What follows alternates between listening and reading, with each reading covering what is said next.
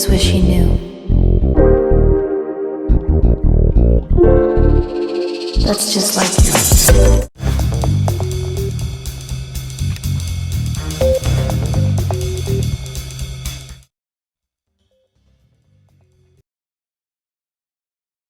Cup feeding is a safe artificial method of feeding babies, where term or preterm babies with cleft lip or not, without the risk of developing nipple confusion until they are strong and mature enough to be fully breastfed. The goal of cup feeding is to provide a positive oral experience of the baby, to reduce the need for nasal or oral gastric tubes, to prevent nipple confusion, and to provide an alternative when the mother is not available for breastfeed. Hi, my name is Annalisa Rutin and I am a student nurse from the University of Iloilo.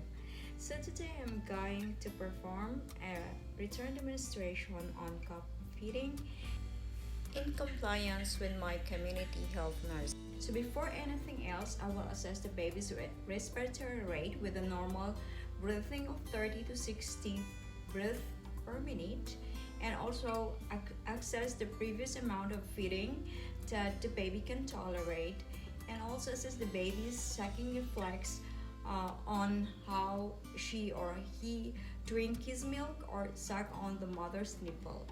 So according to the baby's chart, he's able to tolerate 30 ml for feeding, and the sucking reflex is assessed every previous feeding of the baby. At the end of the procedure, the baby will be fed adequately and the baby will tolerate the feeding. Additionally, the baby will have a good sucking reflex. I have the medical cup for the baby, so it should be placed at the bedside table. And first I have to check the baby's name on the crib and also the ID band of the baby. Also check the canister's name if the canister's name matches the ID band of the baby. The name of the baby is Kimdu. Take note also the temperature of the milk or the formula. It shouldn't be too hot or too cold. And also I will take note of the amount. What I'm going to do now is I will grab the baby, but let me open the milk first. So I will grab the baby using my non-dominant hand, and I will place it at the back where my middle finger and thumb supports the neck of the baby, and I will position this baby in a semi-Fowler's position. So I will put my thumb and middle finger to support the jaw of the baby.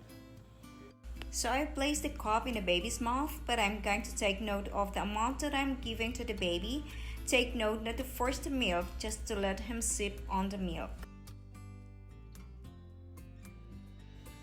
At times I have to stop the feeding to allow the baby to burp. Burping actually helps stop regurgitation or backflowing. So I will let the baby in a semi-Fowler's position while tapping his back with my dominant hand.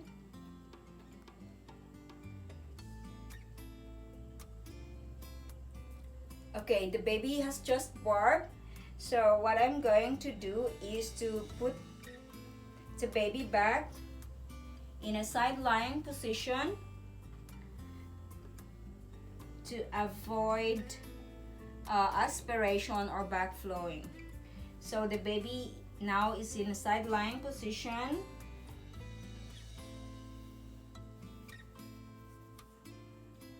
Okay, so what I'm going to do now is to dispose the materials that I have used during the process. And so for the evaluation, there is no significant finding or abnormalities the baby was able to tolerate, so I don't need to report any significant findings.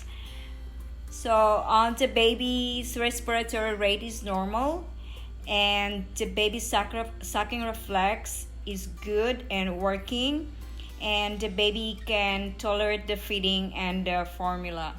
Lastly, I will get the baby's chart and record the process and the documentation. For example, the time that I feed a baby and also the amount of milk that he tolerates.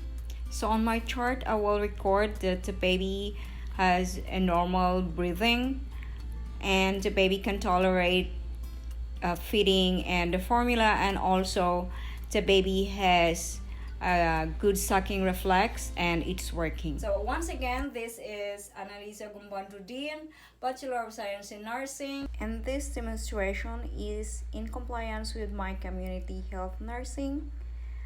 I just want to say thank you and have a nice day. For the shit. Di na ako na. So, burping actually helps. Burping actually stops regurgitation.